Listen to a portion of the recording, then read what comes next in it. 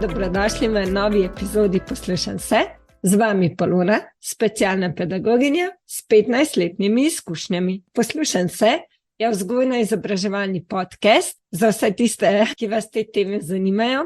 Na svojem podcastu se tako pogovarjam s gostjami, z različnimi strokovnjakinjami za vzgojno-izobraževalnega področja. Pogosto pa vključim tudi teme osebnostne rasti, ki se z vzgojo oziroma izobraževanjem zelo povezujejo. Če so ti epizode všeč, te vabim, da mi napišeš oceno oziroma da me oceniš, naprej s 5 zvezdicami in mi tako pomagaš, da podcast epizode sliši še več ljudi. Hvala. V današnji epizodi pa sem se pogovarjala z Nastjo, soustanoviteljico portala in trgovine Bobrov svet. Nastja je učiteljica slovenščine in pedagoginje, ki se je več let ukvarjala tudi z novinarstvom, je bila tudi urednica študentskega časopisa, sedaj pa skupaj z učenci ureja šolsko glasilo in vodi tudi izbirni predmet šolsko novinarstvo. V prostem času rada fotografira, potuje, raziskuje in tudi deli svoje popotniške vtise. V zadnjih letih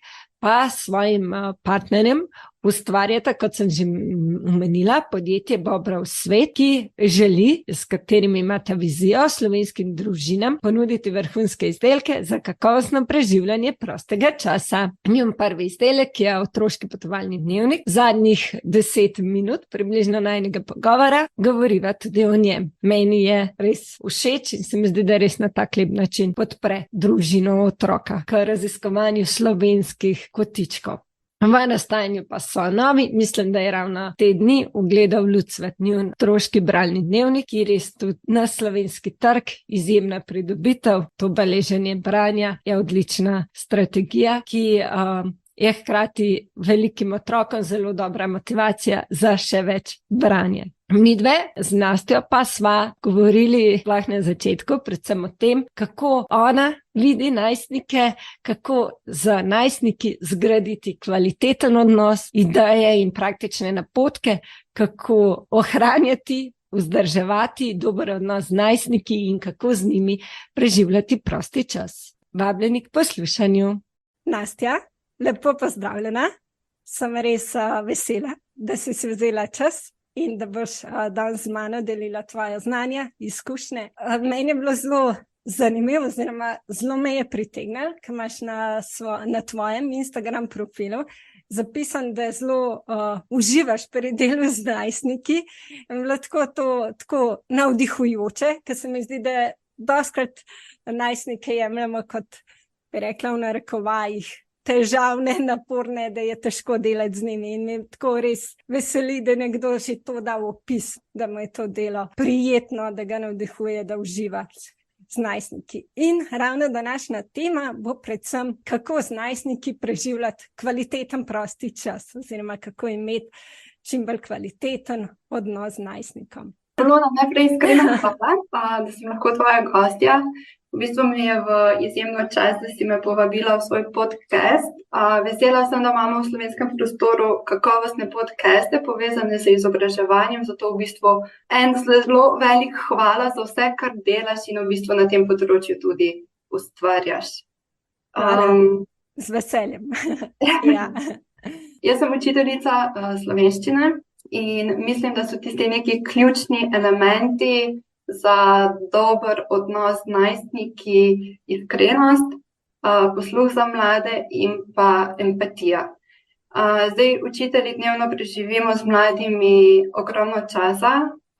Moj vsak dan zapolnijo mladostniki tam nekje od 11. do 15. leta in jaz v delu z njimi res uživam, zlasti zato, ker so to zelo dinamični dnevi polni izzivov, ne glede na to, koliko dobro učno pripravo imaš ali pa koliko izkušenj imaš za sabo, se mi zdi, da te lahko vsak dan, vsaka ura pelje v neko čisto neznano pot in to mi je v bistvu zelo všeč pri našem poklicu, ker ni neke statičnosti ali pa neke te rutine. Mislim, da učenci zelo hitro se čutijo, kateri učitelj je iskren in kateremu učitelju je res mar zanje, da zna učitelj poslušati, in da je to tista pika na i, pa največ, kar lahko šteje v učilnici. Ne vem, mene so izkušnje mogoče pripeljale do tega, da sem se začela zavedati, da smo vsi ljudje, vsi imamo slabe dneve, vsi imamo dneve, ko nimamo polne energije in ne prekipevamo. In takrat nima smisla zdaj hiteti z neko učno snovjo ali pa delati nekaj na silo. Se mi zdi, da je veliko bolj življenjsko ali pa bolj pomembno, da se znamo na neki točki ustaviti pa dati mladim čas. Čas, da so slišani, čas, da lahko ali postavijo neko vprašanje, čas, da lahko izrazijo nek dvom, da mogoče povajo, da so utrujeni. Da pač se izrazijo, da jim daš v bistvu, če te prav razumem, če lahko še eno pač umestno vprašanje, si tudi razredničarka, če sem te prav razumela na začetku vodnega najnega pogovora. Potem v bistvu te njihove stiske, izzive, pač se ne pogovarjate v njih samo na razrednih urah, ampak bi rekla, namenjaš temu tudi vmes oziroma na začetku ure verjetno, oziroma tako kot vidiš, da je tisti dan, tisto uro potrebno, če sem te prav razumela. Ja, tako je. Pač se mi zdi, življenje ti tako stalno pač neke te izkušnje, zdaj je pa na nas učiteljih, ali bomo pač te stvari videli, pa se nam bojo zdele te stvari pomembne, ali bomo pač nekako zatrli pa šli kar mimo njih. In tukaj se mi zdi, da je res, če zna učitelj videti te stiske ali pa dileme v otrocih, da jim da sploh možnost, da so slišani, da je to tisto res največ. Jaz sem se ful dolgo ukvarjala s tem, pa potem moram otroku takoj dati, ne vem, nek odgovor pa neko pomoč, ampak sem zdaj ugotovila, eni otroci v bistvu ne pristopijo do nas z namenom, da bomo reševali njihove stiske. Mogoče je dovolj samo to, da predelajo stvari, da jih povedo na glas, da imajo nekoga, na katerega se lahko zanesejo.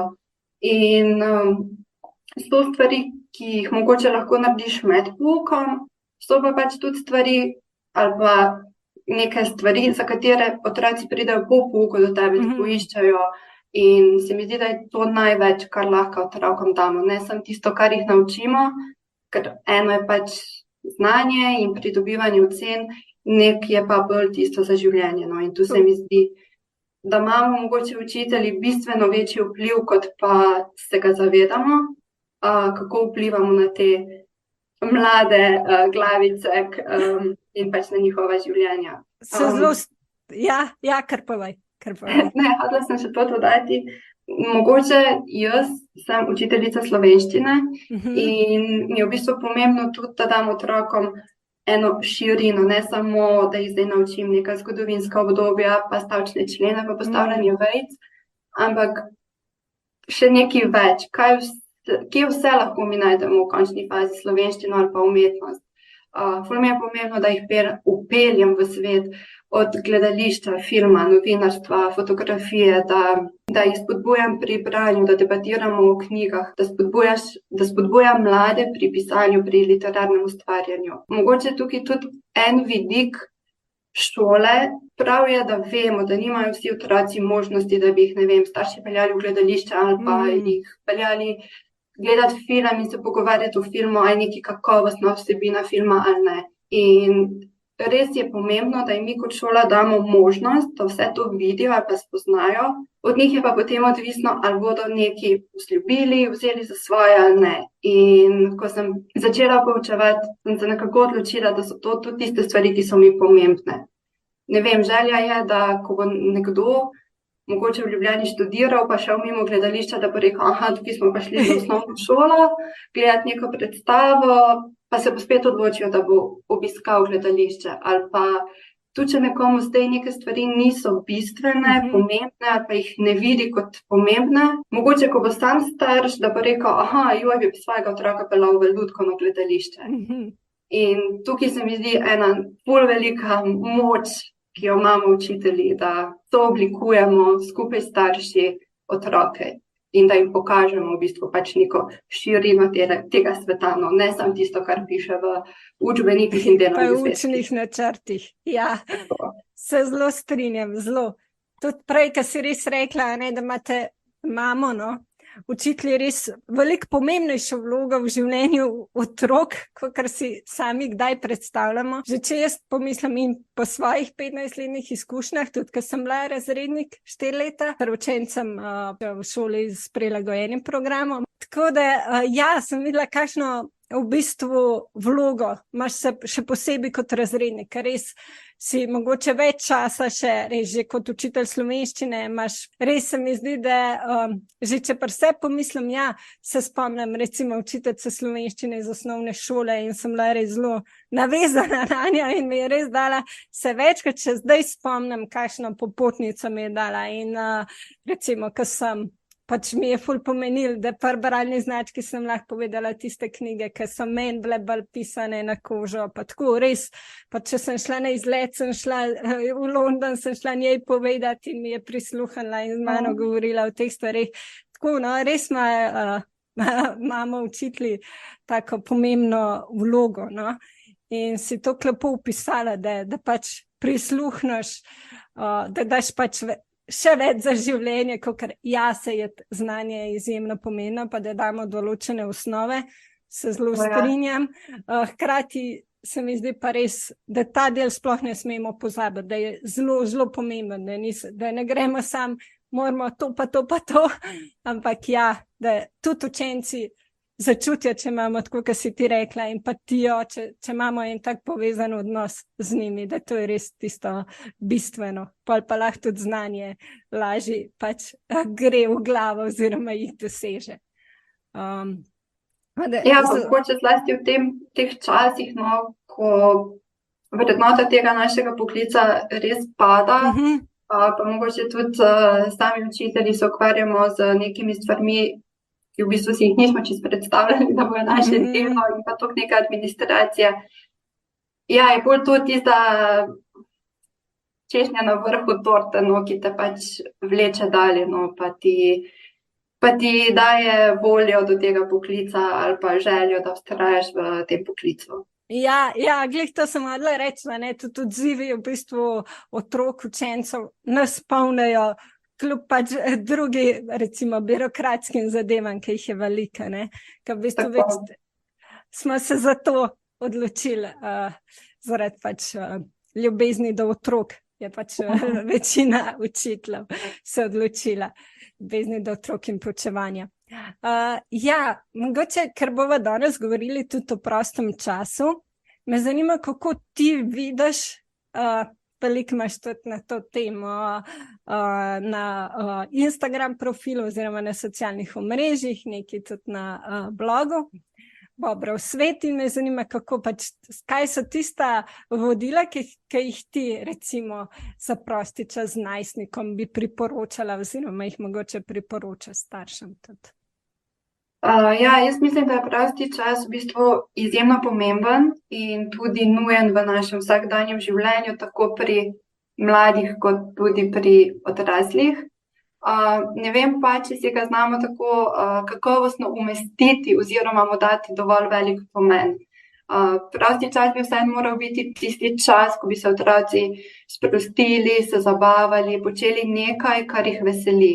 Zdaj, to je lahko ali umetniško ustvarjanje, branje, pisanje, igranje inštrumenta, peka, piškotov, pač nek čas, ki ni strukturiran in otroci v njem uživajo. Obenem pa se v tem času tudi potem razvijajo motorične spretnosti, pa kognitivne veščine, socialne spretnosti, čustvena inteligenca in še bi lahko naštevala. Nočem posploševati, ampak zadnje čase se mi zdi vse pogosteje, da imajo otroci popoldan zabazan s temi obšolskimi dejavnostmi. In starši velikokrat postanejo taksisti, ki vozijo otroka iz ene dejavnosti na drugo. In so to glasbene šole, treningi, plesne dejavnosti in tako naprej. Jaz osebno podpiram in se mi zdi pomembno, da ima otrok ob šoli še eno dejavnost, neko dejavnost, v kateri uživa, pa v tej dejavnosti ali širi neka svoja znanja, talente. Težavo vidim pa tam, kjer ima otrok cel popoldan ogromno teh dejavnosti. Včasih te dejavnosti sploh ne izvirajo toliko iz otrok, kot mogoče želja staršev, da bi bilo fino, če bi to obiskoval, ali pa starši niso imeli možnosti, pa potem mogoče svoje neuresničene sanje skozi otroke želijo izživeti. In ta prosti čas enostavno zmanjka ga. Pač namesto, da bi se otroci spočili, uživali v nekih dejavnostih, se ves čas imajo neke dejavnosti. Mogoče tudi kot opažamo, da je staršem lažje plačati nek trening ali pa neko dejavnost, kot se pa aktivno popoldan doma ukvarjati s svojim otrokom. Mogoče še en tak pomemben vidik tega prostega časa, v katerem se bistveno premalo pogovarjamo, je dolg čas. Danes vsi, od staršev, vzgojiteljev, učiteljev, vsi želimo ves čas animirati otroke, kot da je to, da je otroku dolg čas nekaj slabega. Pa v bistvu sploh ni, ker s tem, ko mi otroke ves čas animiramo, imajo otroci ves čas polno dražljajev, to pa v bistvu uničuje to njihovo željo po ustvarjanju, priložnost za neko doživetje, za neko čutnost. Tako da se mi zdi, da bi morali večkrat dovoliti otrokom, da jim je dolg čas, da se sami zamotijo, da njihova domišljija dela na polno, da sami iščejo neke rešitve na probleme, ne pa da ves čas starši ali pa neka odrasla oseba v njihovih življenjih ustvarjamo neko umetno okolje in pač iščemo te dražljaje. Ja, se mi zdi, da tukaj so še poseben izziv, zdaj ta uporaba sodobne tehnologije, saj jaz tako vidim, no. Ker smo dostikrat tudi starši tukaj model in zelo velik vpliv in mogoče tudi je kdaj nam težko, zdržati, mogoče biti v dolg času, tako kot si rekla, in mogoče nam je to kdaj tudi neprijetno oziroma v tistem momentu. In ja, in se mi zdi, da dostikrat in mi odrasli preveč posegamo po teh vseh zaslonih, kakršnih koli, ki jih je zdaj res toliko na razpolago, in seveda tudi otroci. Pa vem, mislim, tudi v šoli je uporaba sodobne tehnologije lahko tudi zelo koristna in pri pridobivanju novega znanja in pri utrjevanju so določene didaktične spletne igre in je tako otrokom res pouk bolj zanimiv. Pa tudi doma, določen del, se mi pa zdi, da včasih gremo tukaj v malo, opažam malo pretiravanja in so dostikrat otroci potem tudi nenaspani, ker tudi mladostniki vsem potrebujejo še kar precej spanja. Kako ti vidiš, glede na tvoje izkušnje, mogoče tvoje mnenje, ali pa opažanje? Mislim, ne moramo si zdaj več tiskati oči, pač digitalizacija je tukaj, je del nas. In na nek način jo pač moramo sprejeti oziroma iskati pluse, minuse in znati neko majo. In znati neko majo, ja.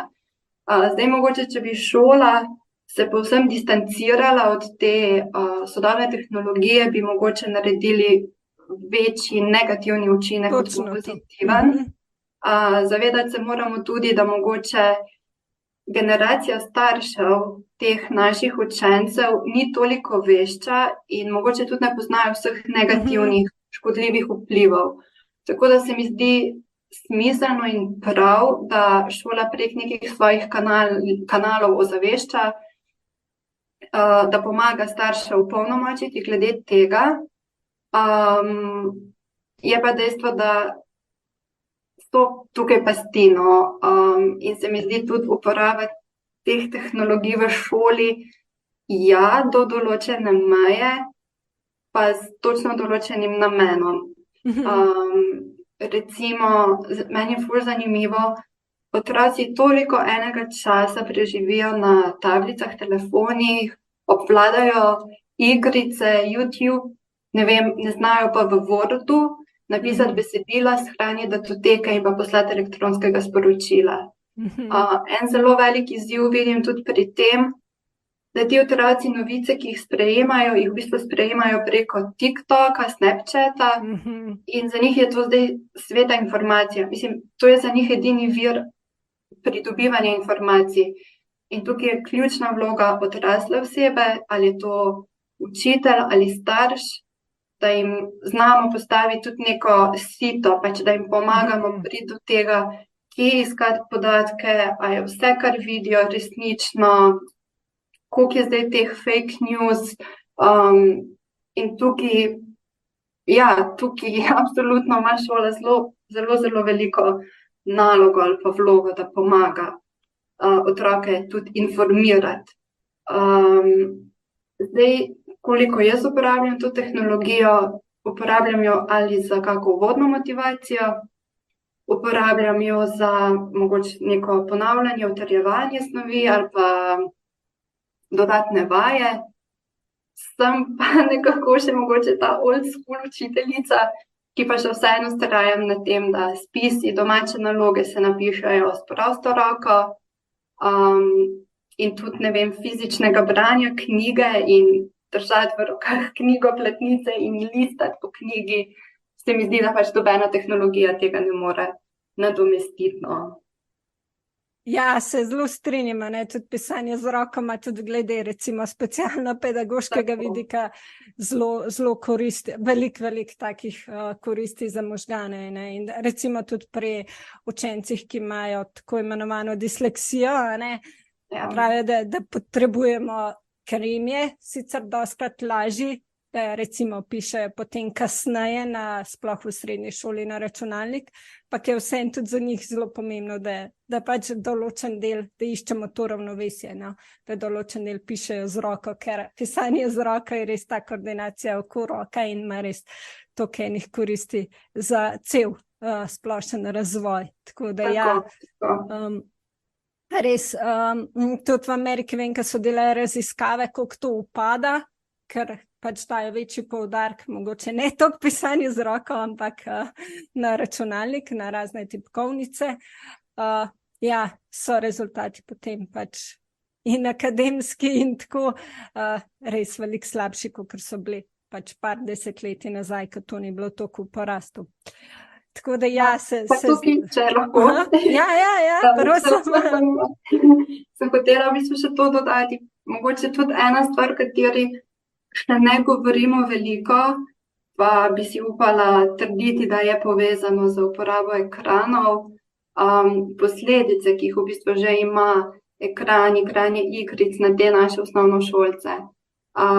Opažam, da je med otroki vse več neke agresije, ki v bistvu spodbudijo te igrice z motivi, bojevanja, ubijanja, pogosto so neki zombiji. Tudi mogoče mešanje tega fiktivnega in realnega sveta, ker v nekem fiktivnem svetu je marsikaj dovoljeno in otroci ne nosijo posledic za neka dejanja, medtem ko v realnem svetu se potem otroci ne zavedajo, da nasilje boli, da krvne besede so izrečene in zdaj moramo nekaj storiti, da bomo to popravili. Se pravi, v realnem svetu odgovarjamo za neke stvari, ki smo jih naredili v fiktivnem svetu, pa mogoče tega ne. Jaz se tudi spomnim na začetku, ko sem začela poučevati, smo mi se pogovarjali o posameznikih, ki imajo slabo koncentracijo. No, danes se mi pogovarjamo na pedagoških študijskih konferencah, da to zaznavamo, ne vem, pri 1/3 učencev v oddelku. Se pravi, ta slaba koncentracija, nizka osredotočenost, nezbranost pri pouku. In v bistvu to vse skupaj prinaša zelo velike izzive za sodobno pedagogiko oziroma za pač sodoben način dela s temi učenci. Mogoče bi se navezala še na bralne navade. Otroci na predmetni stopnji bistveno manj berejo kot na srednji stopnji. Žalostno je, da potem, ko gledamo ta odstotek bralne značke, 6., 7. razred bistveno upada in to je to, ko smo prej se pogovarjali o dražljajih. Igrice imajo polno dražljajev in so za otroke zanimive. Učenje, branje, domača naloga, to pa pač od otrok zahteva neko koncentracijo, neko vztrajnost. In žal nam je to pa ekran zdaj vzel, no.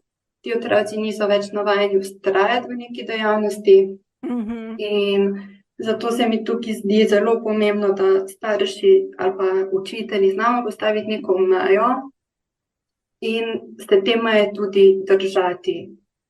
Ja, absolutno ne moremo več reči, da bomo živeli brez mobitela pa brez televizije, ker ne moremo.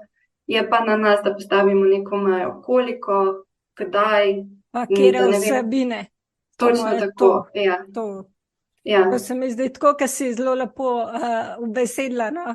To, da mogoče predvsem seveda tudi učitelji, ampak predvsem pa se mi zdi, da že od rojstva oziroma od samih začetkov res smo starši tisti, ki lahko, mislim, ki je naša dolžnost, da izbiramo tudi res kvalitetne vsebine. In mogoče nam tako, kar si ti rekla, pač tudi na kakšen način mogoče kar pač jaz vidim prednost tehnologije sodobne je, da pač recimo določene podatke, kar je logično, da jih pozabimo, jih vsi pozabljamo, da pač določene podatke lahko poiščemo. Imamo skozi pač sabo, pa navad mobitel oziroma tako možnost, da podatke poiščemo, ne? Da ni treba imeti vsega pač v spominu, kar je pač nemogoče. Se mi zdi, da res, koga si rekla, ali pa napisati mail, te stvari, te veščine so tudi potem za poklice sedanje, bistvene, nujne, življenjske. Se mi zdi, da mogoče res pač te starši, da tudi se nas starše, oziroma pač te se jih tudi strani mogoče učiteljev, ali pa se zdaj dostikrat res šolske svetovalne službe tudi povabijo recimo SafeSea oziroma te različne organizacije, ki to ozaveščajo, ampak ja, se mi zdi res pomembno, da smo ozaveščeni v tem, da je res bistveno, kot si rekla, meja, a ne, pa mogoče res pri najstnikih lahko že mogoče v dogovoru z njimi, katere vsebine, koliko, pa mogoče res tist, ko je enkrat tista meja dosežena, prekinitev. Tako. Tako da ja, pa mogoče ne, da ne nagrajujemo oziroma kaznujemo pač s tem, no, to je moje mišljenje. Tako da ja, ker naredimo ti še bolj privlačno oziroma ja, še bolj zaželjeno, če bi recimo kaznoval zdaj pa to, ne boš gledal tega ali pa kakorkoli, če ni to direktna posledica.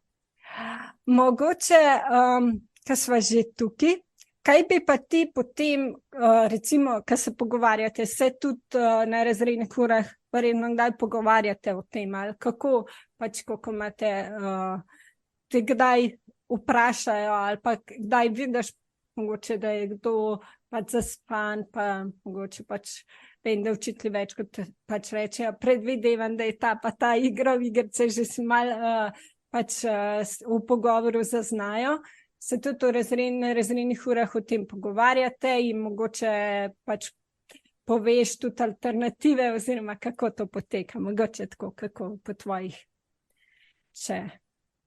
Ja, bolj je dobro, če se o tem pogovarjamo kot cela skupina, ker je zabavno poslušati tudi učence med seboj. Nekdo, ki reče, ja, meni pa mami vse dovoli, jaz sem pa lahko cele dneve, lahko počnem, kar želim.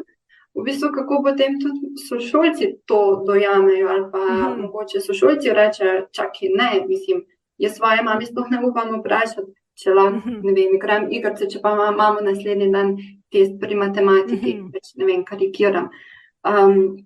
Tako da že en ta vpliv sovrstnikov je zanimiv. Zdaj, kot učitelj, jaz lahko marsikaj povem, pokažem, delamo tako, kot je že omenila, safe.si, se pogovarjamo, tudi igranje te igre vlog, ko pride, ne vem, do nekega medvrstniškega nasilja. Se mi pa zdi, to je res ena stvar, ki se začne in v končni fazi konča doma. In kadar ima učitelj support starša, kadar starš sodeluje s šolo, se mi lahko iskreno pogovarjamo in starši cenijo učitelja, takrat lahko marsikaj naredimo. Si pomagamo, se pogovarjamo, vključimo otroka. Tam, kjer pa tega sodelovanja ni, je pa zelo, zelo težko, no.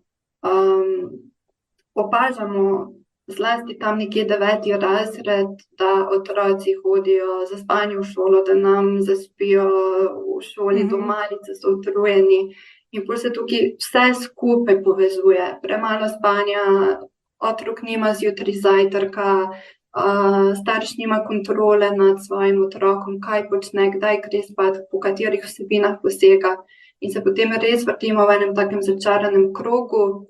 Žalostno je, da včasih prvi alarmi zazvonijo šele takrat, ko pade učni uspeh ali pa res pridajo en niz slabih ocen, kar bi se marsikdaj dalo preprečiti z neko komunikacijo pa nekim skupnim načrtom, kaj lahko šola pomaga, kaj lahko mi kot šola naredimo in pač na drugi strani, kako bo starš te stvari spremljal doma. Ja, super si povedala, da v bistvu, da starši redno pač imajo res tak, da spremljajo svojega najstnika in imajo z njim povezan odnos, da tudi mogoče, če mislimo, da pač, da tudi, če imajo vrstniki res zelo pomemben vpliv v tem pač obdobju najstništva, smo tudi starši še vse zelo pomembni in je zelo pomemben, da pač najdejo v nas tistega, kam se mu lahko zaupajo, kam mu lahko povajo, s katerim se redno pogovarjajo, mogoče tudi o takih bolj pač v narekovaju tabu temah in tako, in se mi zdi to res zelo pomembno. To tudi zelo, kar si rekla, res, da starši pač redno sodelujejo in so pač čim bolj upeti oziroma povezani šolo na tak način, da pač recimo hodijo na govorilne ure oziroma tako, spremljajo otroka, kako pa kje ima močna področja, kje se mu pa tudi zatakne. Tako da ja, mogoče tukaj bi te še veliko tudi pišeš o teh gospodinjskih opravilih, vključevanju v gospodinjska opravila, pa mogoče kaj, vem, da zdajle si imela tudi, mislim, da v juliju, en tak pač organizator PDF gospodinjskih opravil. In ja, se mi zdi, da gospodinjska opravila so tudi ena takih, ki lahko tudi recimo pozornost pa koncentracijo otrok krepimo. Tudi recimo razne, mogoče še kakšne druge cilje, tudi kakšne v povezavi s slovenščino, kako iščemo podatke, recimo po receptih oziroma vse z navodili, pomnenje navodil in tako naprej. Kako ti vidiš to vključevanje oziroma mogoče opažaš, da so otroci, pa se zdaj vem, da posplošujeva, no mogoče tako, da brez posluševanja, kakšno je tvoje mnenje, izkušnje in tako naprej? Ja, v bistvu je res zelo odvisno od vsake družine posebej, kako vzgaja svojega otroka in pač kaj se neki družini staršem zdi pomembno. Meni je bilo letos, ko smo delali en projekt, fascinantno, v bistvu šokantno, da učenka v 8. razredu še ni držala metle v rokah. Pa naj povem, da ne delam na neki mestni šoli, ampak v bistvu na neki čist podeželski. Ampak na drugi strani imaš pa otroke, ki vsak dan so vpeti mogoče v neka kmetijska opravila, pomagajo na kmetiji, skrbijo za živali, in punce pomagajo staršem pri peki. Si pripravljajo obroke že sami, tudi smo imeli take učence. Tako da v bistvu tukaj je res zelo velik razkorak in mislim, da to čisto izvira iz neke družine, kaj je staršem pomembno. Jaz na svojem blogu oziroma na spletni strani skušam pomagati staršem ali pa deliti nek didaktičen material, ki bi pomagal bodisi pri vzgoji ali pa razvijanju nekih delovnih navad ali pa kakovosten prosti čas. Zelo sem vesela, ko se recimo uporabniki vrnejo z neko povratno informacijo, da stvari delujejo, pa da so jim v pomoč. Zlasti tak zaželen je bil bralni koledarček, pa počitniški bingo in tudi ta pregled opravil, ki ga omenjaš. V bistvu je vse to nekaj, kar je že v našem DNK-ju, ki je že zapisano, samo mogoče smo na neki točki na to pozabili, ali pa to ni bilo moderno, če lahko tako rečeva. S nekimi takimi luštnimi ali PDF-i ali kakorkoli, pa se mi zdi, da lahko otroke navdušimo, motiviramo in vključimo. Zato v bistvu tudi to počnem in delim te stvari potem starši. Ja, res odlično. Tako, kot si rekla, imajo veliko, se mi zdi, tako, kot si rekla, imaš veliko pozitivnih odzivov in staršev in predvsem pač so zadovoljni tudi otroci, ker vse te stvari, ki jih opravijo, jim dajo tudi, pomagajo v bistvu k dobri samopodobi oziroma pač jim dajo eno potrditev, da zmorejo, znajo in to je velika popotnica za naprej. Se mi pa zdi, da včasih res v tem sodobnem času, sploh mogoče zdaj se že spet bolj govori o tem pomembnosti, pač že od zgodnjega otroštva, da otroke vključujemo, naša gospodinjska in tudi druga opravila. Da včasih pa res mogoče še vedno malo pozabljamo, pač damo mogoče malo več prednosti tem akademskim veščinam, ki so seveda tudi pomembna, ampak ja, za življenje je pa res oboje pomembno, no? Tako da ja, in da tisto samozavest in tudi res popotnico veliko za samostojno življenje potem v kasnejših obdobjih res zelo potrebujemo to in lažje živimo. Zdaj, če lahko Ja, prosim, vsakič kar dodaj, sem zelo vesela. Mogoče tukaj tudi izhajam čist iz sebe, da sem zelo vizualni tip in da mi je lažje organizirati svoj dan, teden, mesec, če imam stvari zapisane. Kljub vsem sodobnim tehnologijam, mobilnim telefonom, koledarčkom in ne vem, kaj vse obstaja, se mi zdi še vseeno, če imaš nekje na steni zapisano, prilepljeno, ta post-it listek, opomnik, da so stvari drugačne.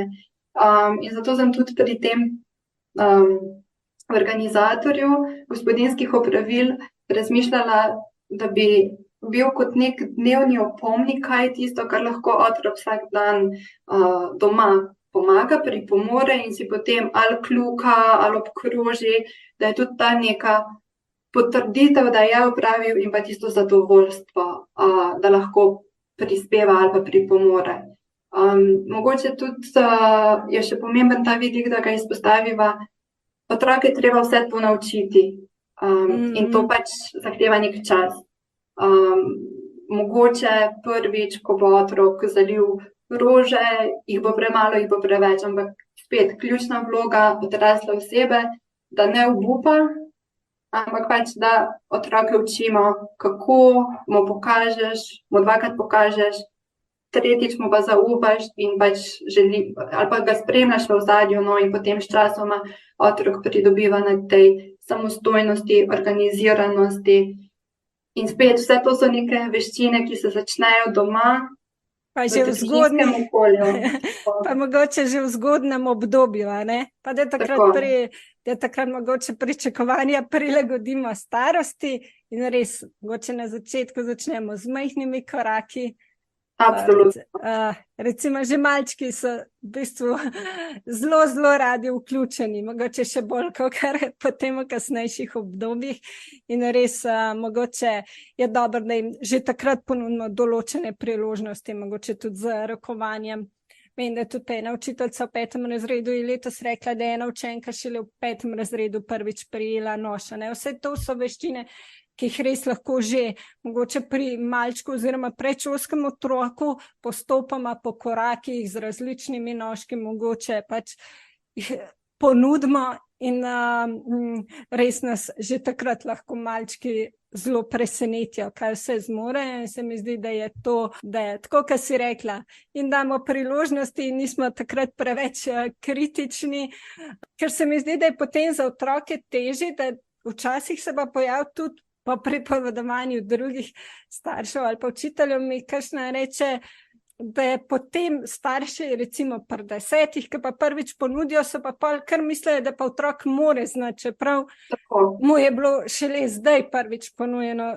Pač ne bo šlo, bo težko. A ne se tudi niče, neki se čist prvič lotimo, nam ne gre. Pa ja, nikoli ni tako prepozno, a ne, tudi če smo bolj pozno začeli, ampak ja, da smo takrat pol mogoče še bolj potrpežljivi, pa da vse en to poskusimo, a ne. Pa mogoče na tak način, da je otrokom, tako kot si ti rekla, bolj zabavno, bolj prijetno. Kar dodaj, prosim. Ja, ne, to sem hotela še dodati. Ja, se v bistvu malčki posnemajo starša z zgledom, z tem, kar vidijo. In če bo mogoče starš znal stvari prikazati skozi nek zabaven način, bojo otroci tudi neko stvar, v neki stvari videli mogoče bolj zabavo.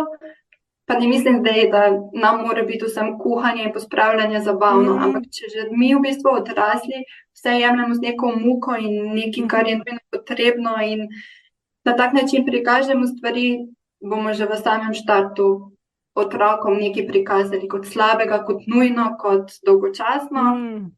In se mi zdi, da je mogoče tu ta dodana vrednost, da pač skušamo polno močiti, da so lahko stvari tudi zabavne na tak način. Ja, res, v bistvu ta naše razmišljanje o tem, naš mindset o tem, kako lahko naredimo, recimo, mogoče tudi bi rekla, na obveznosti bolj zabavne. Ja, in res vključimo otroke na tak način, kot takrat lahko, da jim v bistvu, da jim prisluhnemo in jih spremljamo, opazujemo, kaj že zmorejo in znajo. Super, hvala tudi za ta dodatek, ja, o tem, kako miselno, da to res zelo vpliva, kako prikažemo, da smo tudi s tem zelo velik vzgled v bistvu. Pač vem, da imaš ti že 5 let izkušenj, pa me zanima, ker vem, da podcast posluša tudi neki učiteljc, pa mogoče tudi kakšna študentka. Kaj bi ti mogoče svetovala kakšni študentki ali pa tako, kaj bi svetovala pri delu z najstniki, kaj ne bo tisto vodilo ali tisto nekaj, kar naj jo vodi? Če to vprašanje sicer pač je dodatno malo. Ja. V bistvu predvsem to, učitelj ni nekaj, kar postaneš z diplomo, oziroma z magisterijem in strokovnim izpitom, ampak je pač potreben čas, da se najdeš. Na začetku svoje poti absolutno delaš napake, zato da se pač iz tega sploh lahko kaj naučiš. Tudi še pol so. Ja.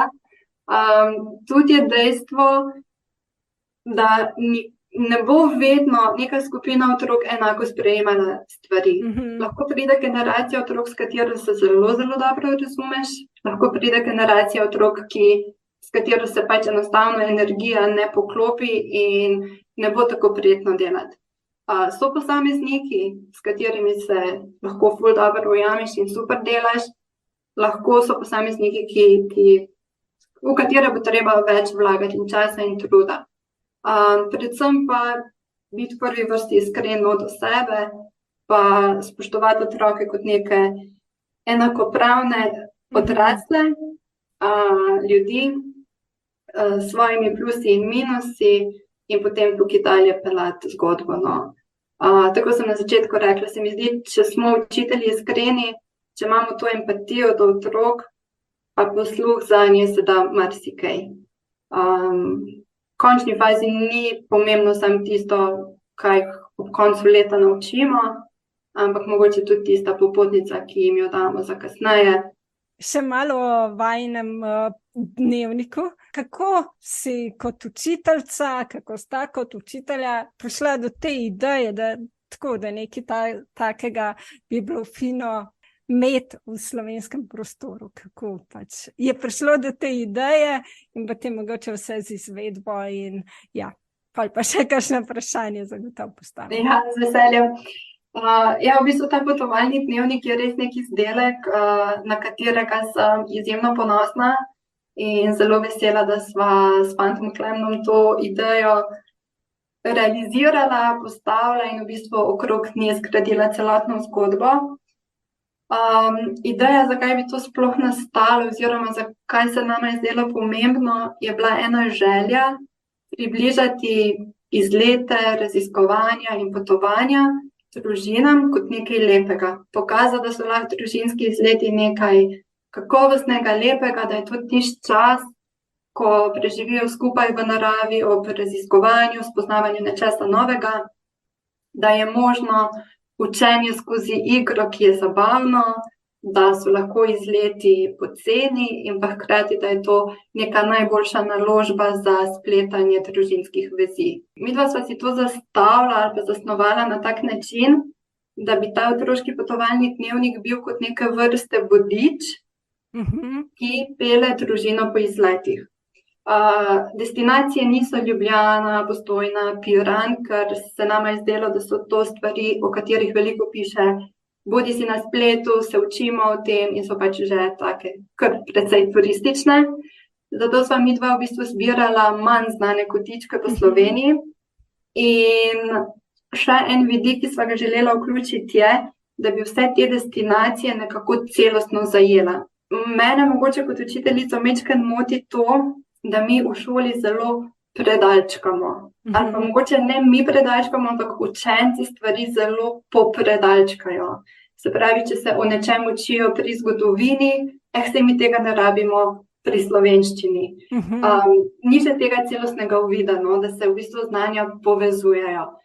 In tu sva želela neko destinacijo opisati tako, da tam predstavimo, kaj je zanimivega glede zgodovine, geografije, naravoslovja, živalstvo, rastlinstvo, do tipične arhitekture, do nekih ljudskih šek in navad, kakšne jezikovne značilnosti ali pa posebnosti, glede na to, da je slovenščina zelo bogata z narečji.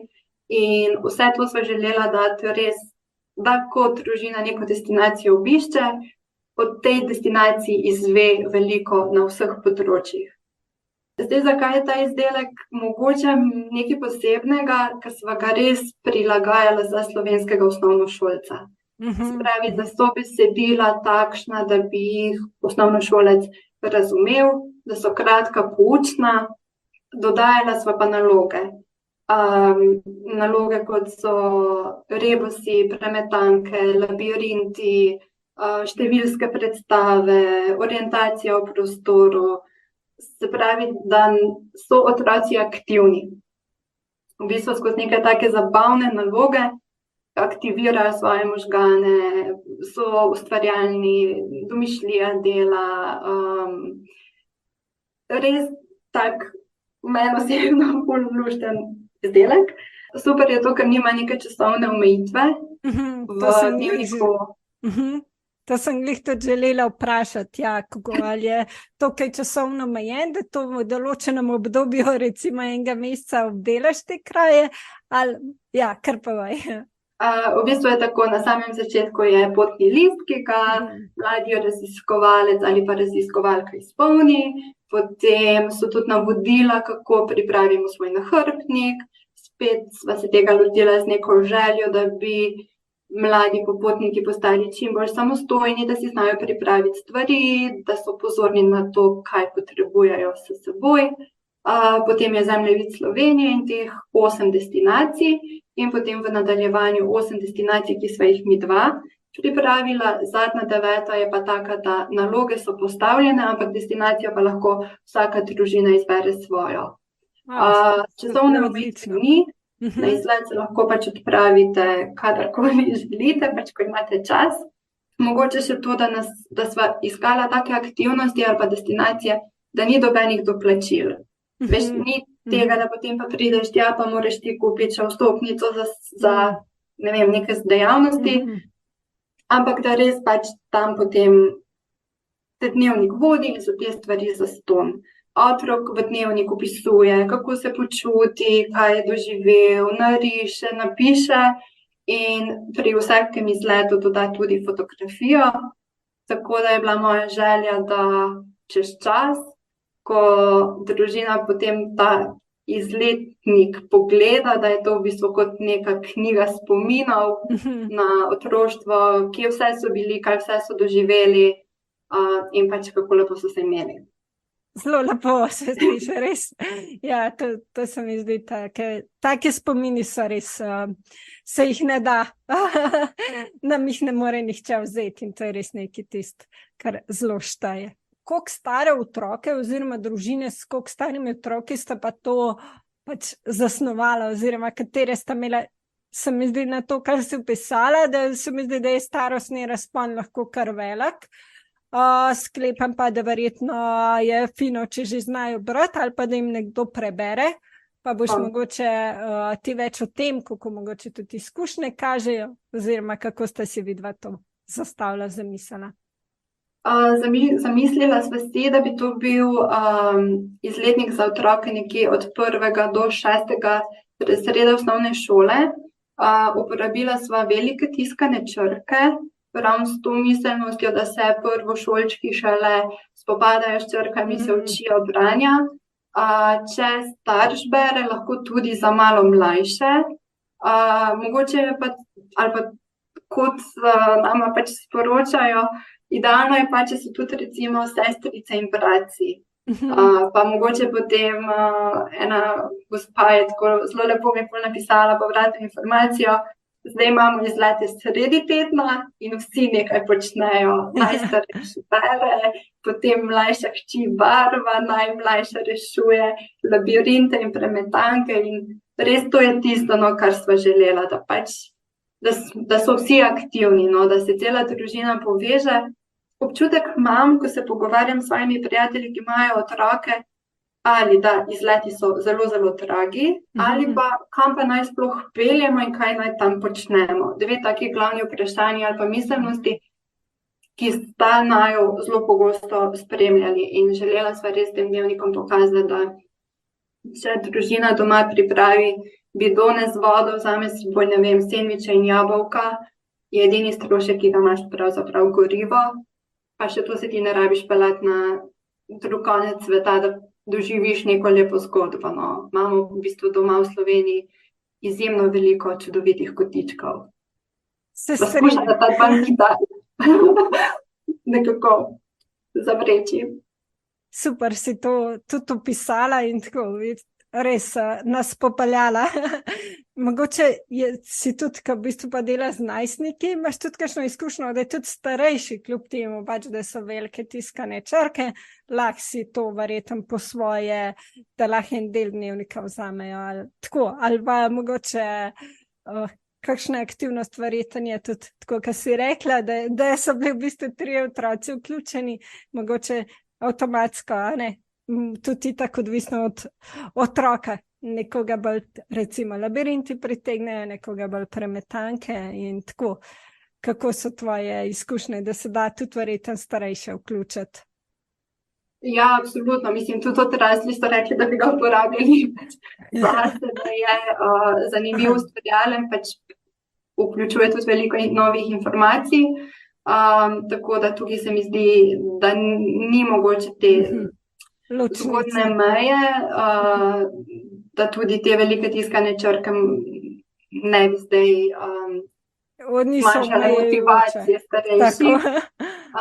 Je pa zanimivo, ko včasih pokaževa dnevnik ali pa te naloge odraslim, ali pa na drugi strani imamo otroke, kako smo res odrasli ljudje že, kako bi se izrazila, v nekem tem odraslem svetu in vse mora biti tako, otroci pa zelo hitro neke logične naloge rešijo, zato ker še nimajo teh vseh preprek, ki jih imamo odrasli v svojih glavah in se res prepustijo domišljiji in svoji otroški razigranosti in te naloge res hitreje rešijo pa odrasli. Ker odrasli kompliciramo in kaj je to, ker je pa mogoče res za čist neke take logične naloge, kjer otroci vodijo. Ja, pač imajo boljš to razmišljanje. Absolutno. Mi smo že bolj v boksu, tako mora biti. Tako. Ja. In nam je težje iti ven iz tega. Tako da, zanimiva informacija. Sicer sva pripravila vse rešitve, tako da lahko starši uporabijo to skrito taktiko in potem s QR kodo pridajo do vseh rešitev in potem pokažejo otrokom nekaj prav, tako da rešitve so, če bi bile potrebne, so. Če bi bile zagata. Super. Tako. Je mogoče še kakšno vprašanje, ki sva ga izpustili, oziroma si še kaj želiš dodati, kar nisva povedali? Si še kaj takega? Ne, mogoče samo res ena spodbuda na koncu staršem, ki poslušajo ta podcast. Naj jim ne bo škoda časa vlagati v svoje otroke. To se mi zdi, da na koncu ne šteje, koliko igrač je imel otrok, koliko dejavnosti je obiskoval, ampak res tisti pristen čas, ki ga starši namenijo svojim otrokom. Pač zavedam se, da živimo v času, ko neprestano hitimo, ko službe niso več 8 ur na dan, ko smo popoldan vsi utrujeni, izmučeni, ampak tudi če je tega časa malo, naj bo efektiven. Naj bo res kvalitetno preživeti. Tako. In to ne rabi biti neke drage stvari, to je lahko, ne vem, sprehod v gozd, pa pogovor na sprehodu, to je lahko peka piškotov, to je lahko skupno branje knjig pred spanjem. Seveda pač odvisno, koliko so otroci stari, ampak res v tistem najbolj zgodnem otroštvu je pomembno, da postavimo te dobre cilje, ki se nam bo temelje, ki se nam bo to obrestovalo celo življenje. Ja, res, absolutno strinjam, zelo. Pa se mi zdi, da je to skupno branje, sicer moja hči je še mlajša, ampak da je skupno branje tudi pri malo starejših, mogoče tudi pol v nižjih ali pa pol tudi mogoče tudi kasneje lahko hranimo, pa drugače kakšno petje, ples skupno. Pač to, kar vidimo, da nas in otroka in nas sprošča, da uživamo skupaj. To se mi zdi res. Tako, in v bistvu tudi povezuje. Tako, to. Pa mislim, da so to temo nekako zaključili, pripeljali do konca. Se ti še enkrat res zahvaljujem za čas, ki si ga vzela in za te informacije in delitev tvojih izkušenj in znanj. Res dragoceno. Hvala. Ja, hvala tebi za povabilo in veliko uspeha s podcastom še dalje. Ja, hvala. Hvala za poslušanje in se slišimo malo.